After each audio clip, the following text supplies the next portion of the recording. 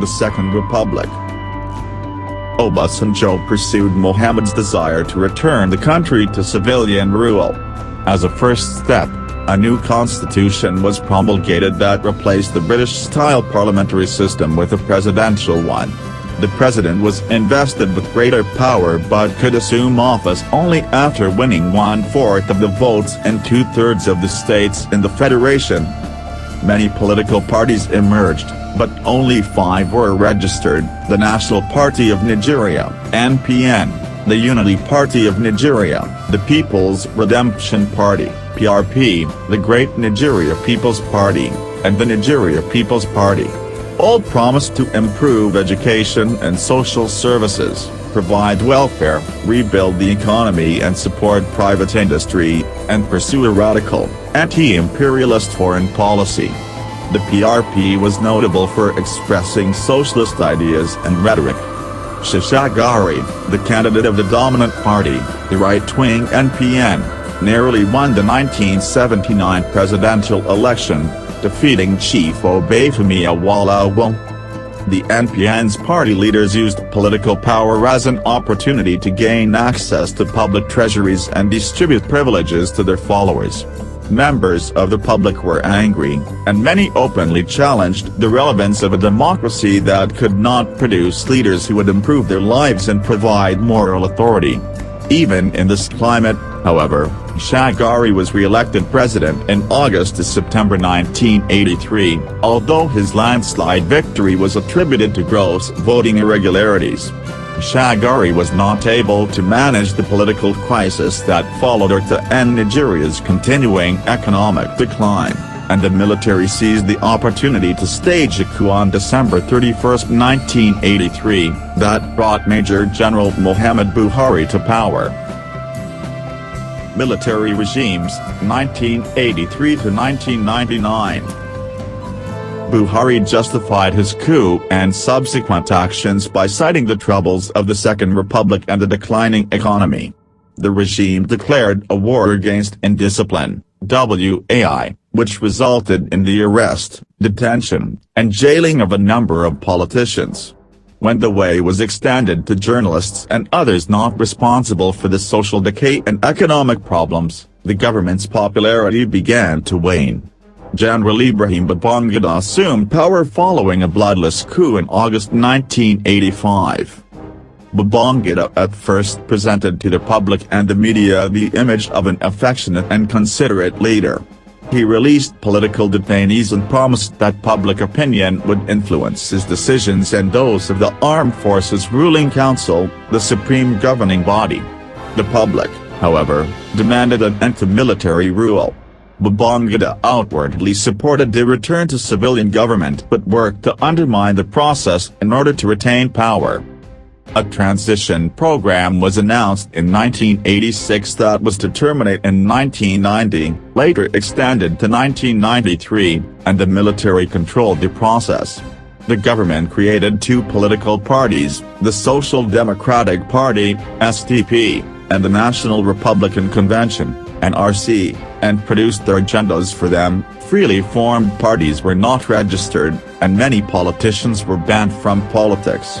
The 1979 Constitution was modified by a Constituent Assembly, and a series of elections were then held for local government councillors, state governors, and legislatures. Although Babangida avoided presidential primary elections held in 1992, and all the candidates were banned from politics, a presidential election was slated for June 1993 between 2 pro-government candidates, Chief MKO Abiola of the SDP and Alhaji Bashir Tofa of the NRC. The Babangida government believed that the elections would never take place and felt that, even if they did, the North-South divide would lead to a stalemate, as Abiola came from the south and Tofa from the north. Contrary to government expectation, however, the election was held on schedule, and it was free, fair, and peaceful. Chief Abiola won, but Babangida annulled the results before they became official. This turned out to be a serious miscalculation that forced him out of power in August 1993, and an interim national government (ING) was instituted, led by Yoruba businessman Ernest Chong. The ING faced opposition from all sides, and General Sani Abacha, the defense minister under Babangida, overthrew it in November, reinstating military rule. Like Babangida, he promised a transition to civilian rule while pursuing the means to maintain power, but, unlike Babangida, he used excessive force to attain his ambition. If the political future of Nigeria appeared bright with the victory of Chief Abiola in June 1993, Abacha's seizure of power and subsequent rule reversed most of the gains that the country had made since 1960. At no time since the mid-1960s did so many question the existence of Nigeria as a political entity. When leading politicians did not call for the breakup of the country, they advocated a confederacy with a weakened center and even a divided army and police force. Opposition forces called for a national conference to renegotiate the basis of Nigerian unity. The country's international image was damaged, as it suffered serious condemnation and isolation. The Abacha regime ignored due process of law, press freedom, individual liberty, and human rights.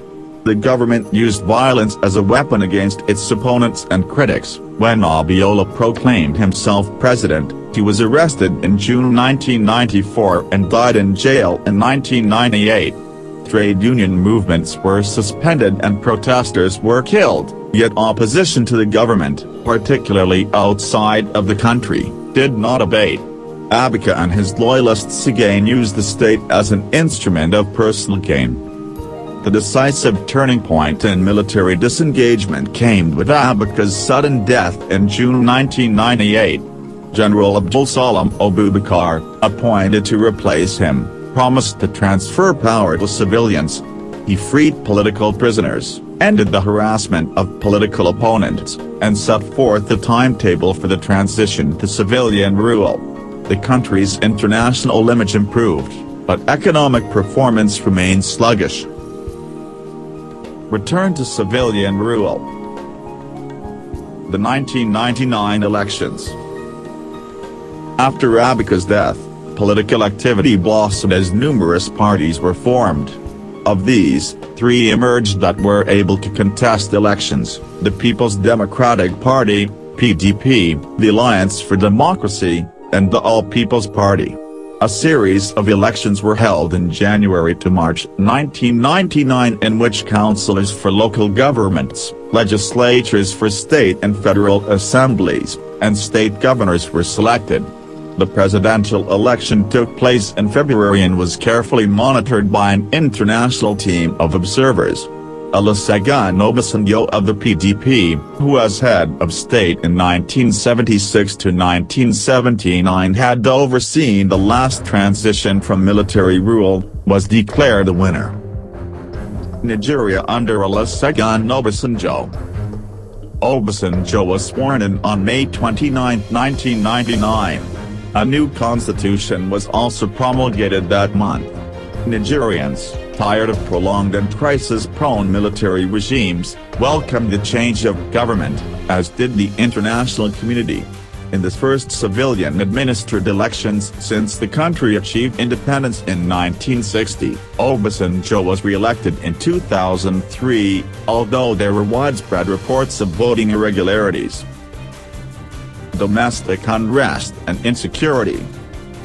Although conditions in Nigeria were generally improved under Obasanjo, there was still considerable strife within the country.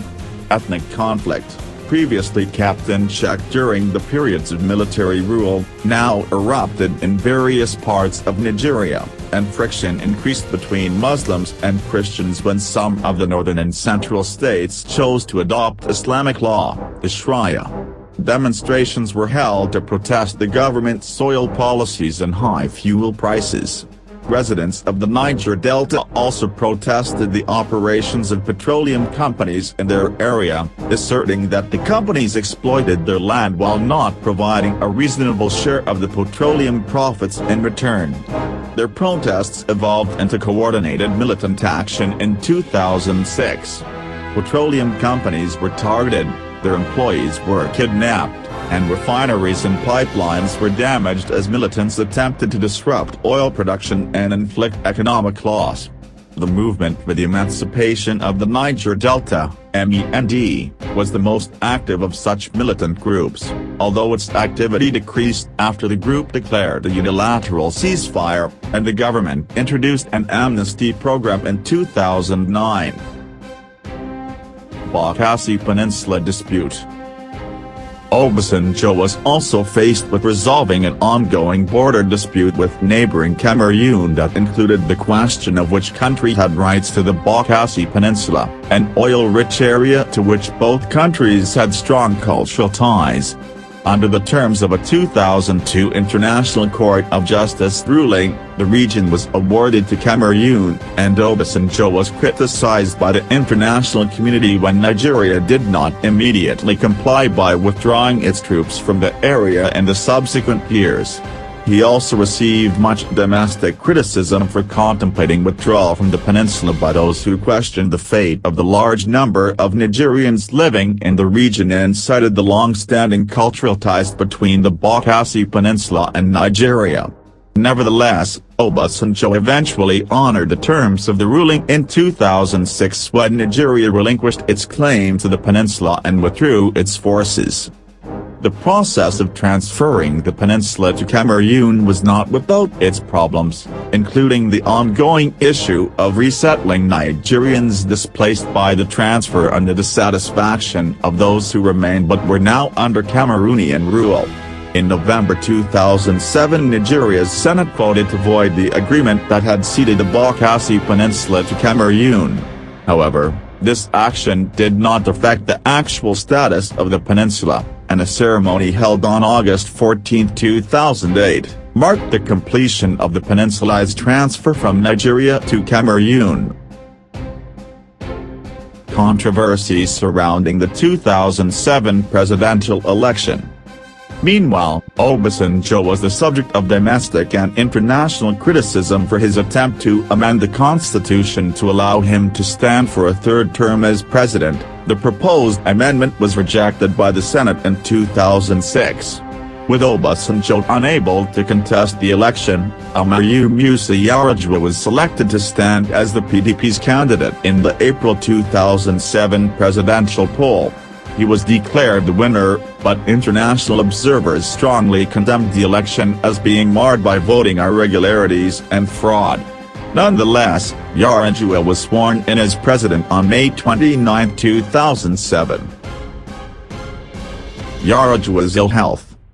Yar'Adua's health was the subject of rumors, as he had traveled abroad for medical treatment several times in the years prior to his presidency and continued to do so after the election.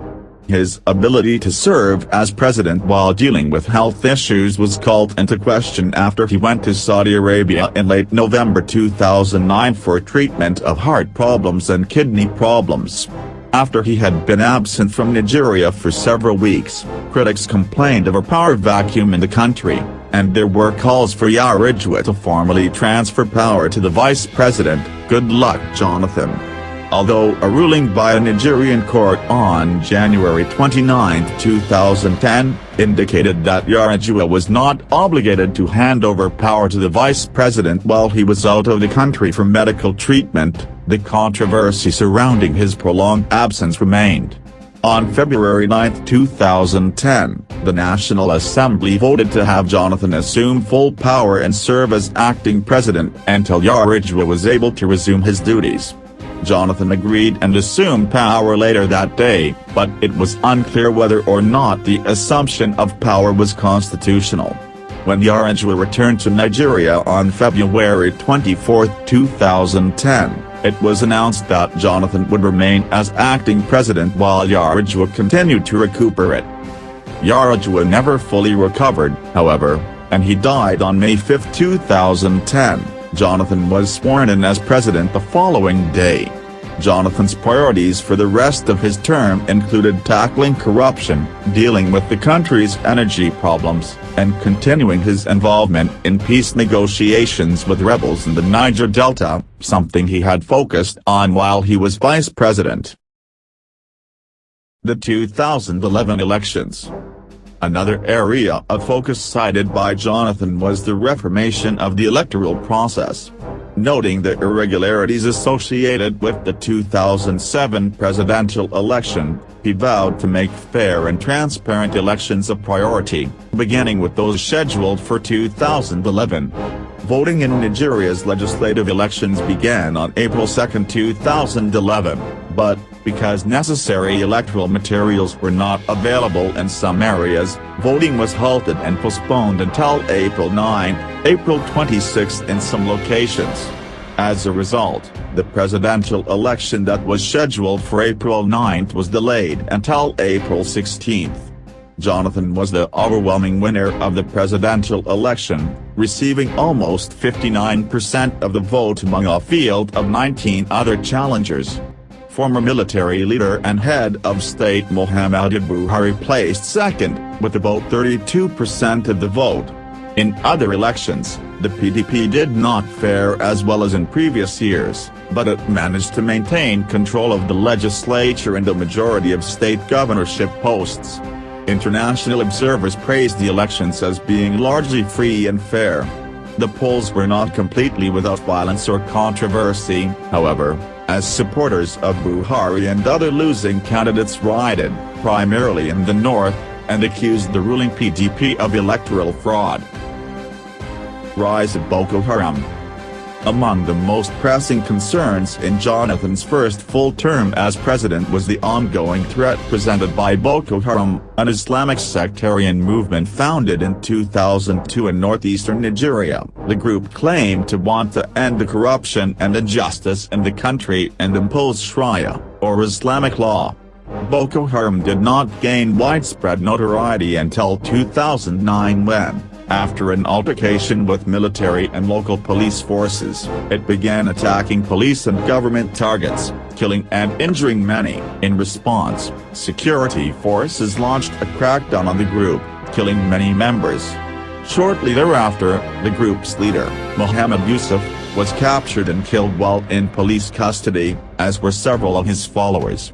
After a hiatus, the group resurfaced under the leadership of Yusuf's deputy, Abubakar Shaka, and unleashed a campaign of violence in 2010 that continued in the following years. Boko Haram's attacks grew in intensity and frequency, occurring primarily in northeastern and central Nigeria and typically targeting government buildings, military barracks, the police, and Christian churches and schools. Extrajudicial violence and killings by the police and military while in the pursuit of the group's members were not uncommon and further heightened tensions in the country. The extrajudicial activity was also widely condemned by human rights groups. In 2012, some estimates held that more than 2,800 people had been killed by Boko Haram or by the security forces pursuing the group. The idea of granting amnesty to the group members if they disarmed, similar to what had been done with the men rebels in 2009, had been periodically proposed but dismissed for various reasons. In April 2013, however, with Boko Haram's violence showing little sign of abatement and the previous strategies of dealing with the group by force clearly proven ineffective, Jonathan appointed a committee to investigate the implementation of an amnesty program, but it bore little fruit. In June, Jonathan officially declared Boko Haram a terrorist group and banned it under Nigerian law. The militants and anyone caught helping them could then be prosecuted under the country's Terrorism Prevention Act, which was expected to facilitate legal prosecution of the accused.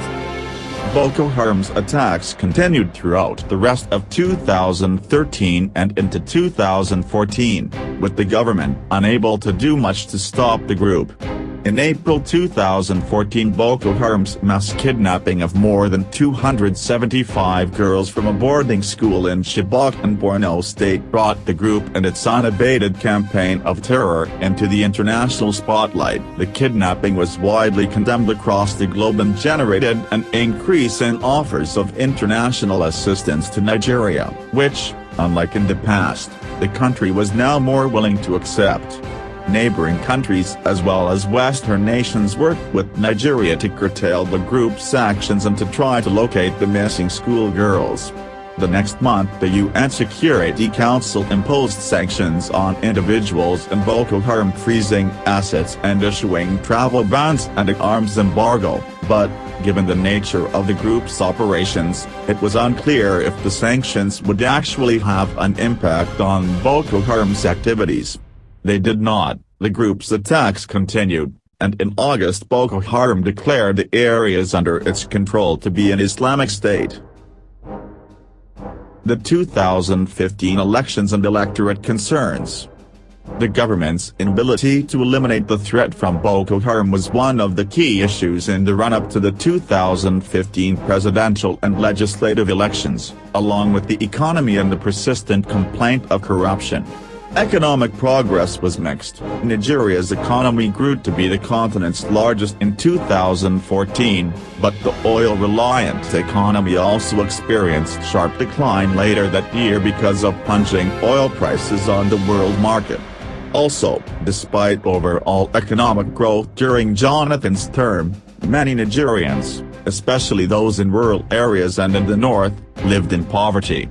The elections had originally been scheduled for mid-February, but the country's electoral commission postponed them for 6 weeks, citing the current level of violence from Boko Haram in the northeast as an impediment to holding elections there. Jonathan, who had been criticized along with the military for not doing enough to combat Boko Haram, accepted assistance from the neighboring countries of Benin, Cameroon, Chad, and Niger. Plans were made for a regional force comprising troops from Nigeria and the aforementioned countries, and an offensive was launched against the militants. Marked progress was made in the fight against Boko Haram, with forces retaking much of the area previously held by the group. Although there were 14 candidates standing in the March 28, 2015, presidential election, the real contest was seen as being between Jonathan, once again the PDP candidate, and Buhari, the former military head of state, 1984 to 1985, who was the All Progressives Congress, APC, candidate and enjoyed a reputation as being tough on corruption and adept at handling security issues. The election was the most closely contested ever in Nigeria. When it became clear that Buhari had won the election, Jonathan conceded. The election marked the first time that an incumbent had been defeated and power would be handed from one party to another. Buhari was inaugurated on May 29, 2015. Nigeria under Buhari. Recession, fight against corruption, and insecurity. Buhari faced several challenges as president. In 2016, declining oil revenue led to Nigeria's first recession in more than 25 years. Although some recovery progress was evident by 2018, many Nigerian citizens did not see relief, and the country earned the unenviable distinction that year of having the most people in extreme poverty in the world. Many questioned whether Buhari was fit enough to serve as president, as he repeatedly left the country for medical treatment of an undisclosed ailment. In 2017 he was absent for several months. There was progress in the fight against corruption, but it was accompanied by criticism that efforts were focused on members of the opposition while ignoring the corrupt activities of APC allies. Meanwhile, in early March 2015 Boko Haram pledged allegiance to the Islamic State in Iraq and Levant, ISIL, and took the name Islamic State, or States, West African Province, ISWAP, later more commonly known as Islamic State in West Africa, or ISWA. The next year the group experienced a schism, with one faction retaining that name and the other reverting back to the original appellation. Although the military had made progress against Boko Haram and Iswa by late 2016, attacks later resumed, crushing hopes that the militants would soon be eradicated. Other sources of insecurity were the ongoing clashes between herders and farmers in central Nigeria and unrest in the southeast stemming from the long-running issue of militants disrupting oil production as well as the resurgence of the Biafran secessionist movement. The latter group in 2017 observed the 50th anniversary of the region's declaration of independence. The 2019 elections. In the run-up to the February 2019 general elections, more than 70 candidates declared their intent to stand for president. Within that crowded field, the two leading candidates were Buhari, again the APC's candidate, and Atiku Abubakar, a seasoned politician who served as vice president under Obasanjo, representing the PDP. The election was originally scheduled for February 16, but, because of logistical problems, it was postponed just hours before it was due to begin and was held a week later, on February 23. Buhari was re-elected, taking 56% of the vote. Abubakar, his nearest challenger, won 41%. He was inaugurated for his second term on May 29, 2019.